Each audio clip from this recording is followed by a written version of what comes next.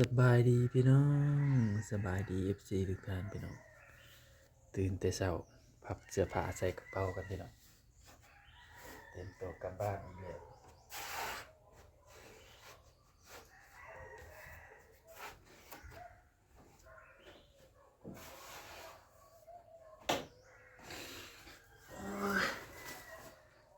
สบายดีพี่น้องเสื้อผ้าใส่กระเป๋ากันพี่น้องเ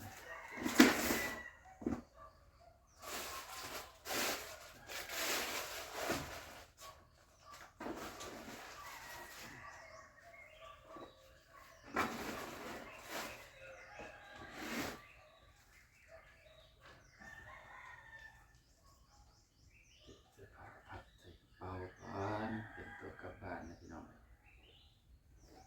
งานบ่พอเดือนกลับบ้าน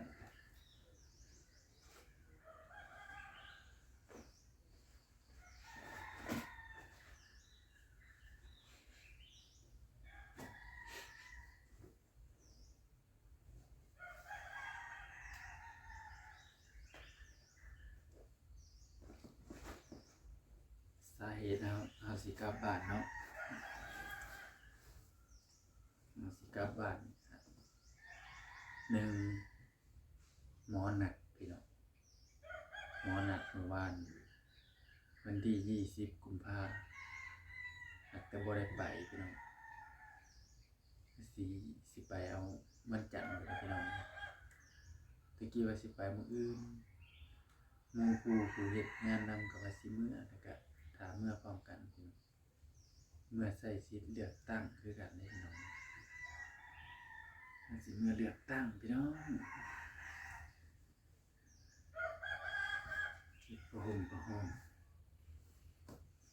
เนี่ย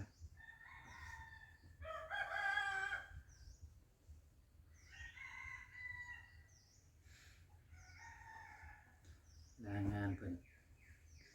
เมื่อเลือกตั้งว่าซั่น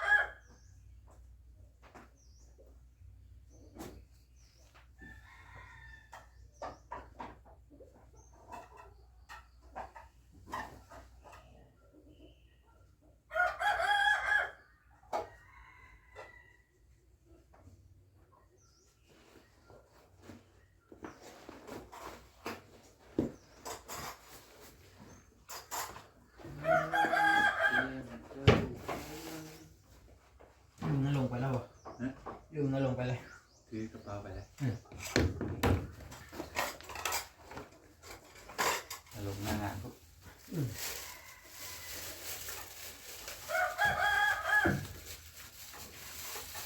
เล่นจุดเล่นจุดขยะอยู่เจ้า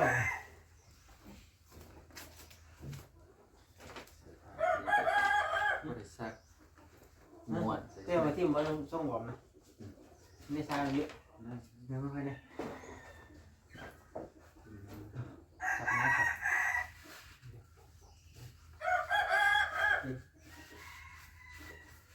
นี่เปลี่ยน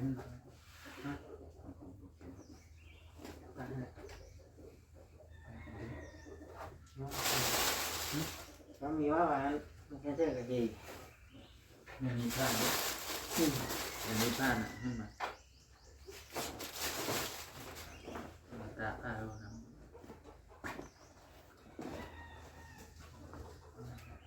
เดี๋ยวนี้เจ้าทิมบอก ที่มันมาหา เอาเงินเงินทิมมา เดี๋ยวนี้ดูสิ มาแล้วลุงนะส่งส่งลุงมาแล้วส่งลุงแล้วคนมาแล้ว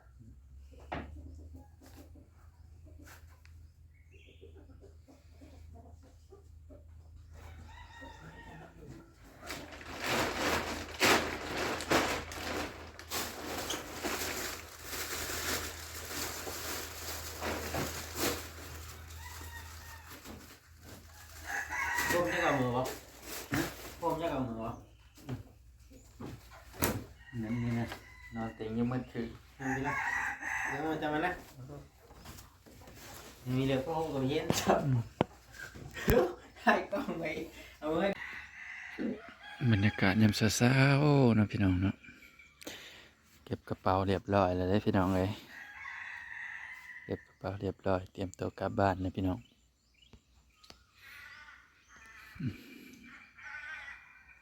บรรยากาศตอนเช้าๆพี่น้องแสงแดดกำลังออกพี่น้อง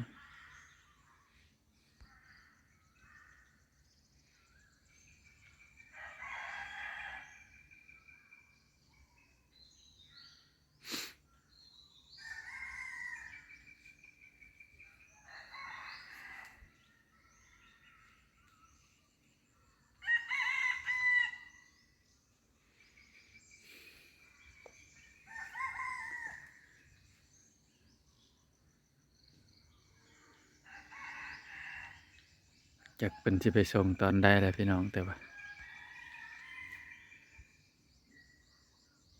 จากมัน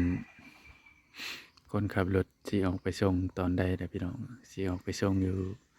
ตัวเมืองตอนใดแล้วพี่น้องอำเภอเลิงบุรีพี่น้องเลยเอาก็สิได้นั่งรถตู้เมื่อเนาะหอดหมุกกับจักสีจังโมงเลยพี่น้องเลยยังบ่ฮู้เนาะ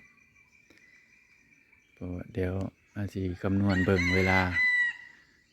ออกจากวัดนี่จังโมงไปหอดอำเภอจังโมงเลยกะแต่อำเภอไปหมุกนี่จังโมงเนาะพากันเก็บกระเป๋าเก็บเสื้อผ้าอยู่กระเป๋ากลับบ้านนะพี่น้องมาได้จังมื้อ5 6 4 5 6 7 8 9 10 11 12 13 14 15 4 5 6 7 8 9 10 11 12 13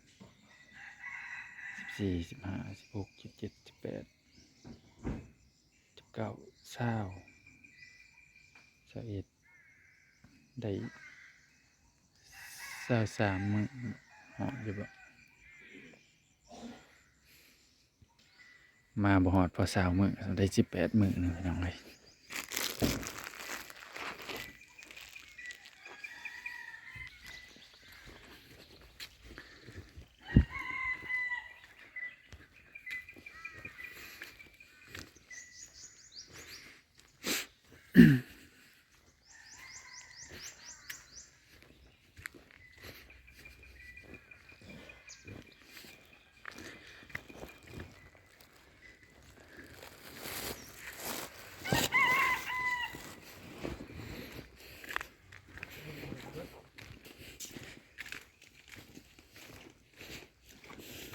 บวกเอ๊ะ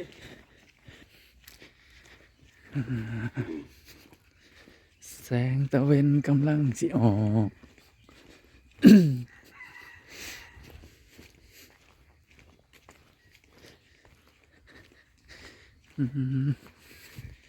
ตะเวนกำลังพ่นใบไม้พ่นมันใบไม้ ฮะ เคยการเป็นผ่าอาจารย์ก็คืออันนี้นั่นหนึ่ง มีหมอแน่คันนะ เลี้ยงเอามีดกันโรงงานต้องเพิ่น อืม เอาเปลี่ยนมีดได้เพื่อความอาจารย์เนี่ยมีกระดิ่งไม่ได้ก็ไหนสิตัวนี้อาจารย์จะเป็นโรงงานตัวให้สางยานั่นเนี่ยโอ้ยบ่ได้เอาตัวนี้ให้เอาตัวนี้ละนี่ยาเอาตัวนี้เอาอาจารย์ให้ก็ได้เอาว่า เกินได้จมอย่าได้อยู่เกินได้จมอย่าได้อยู่เกิน น้ำไม่มีตัวนี้ตัวนี้อะไรจะเป็น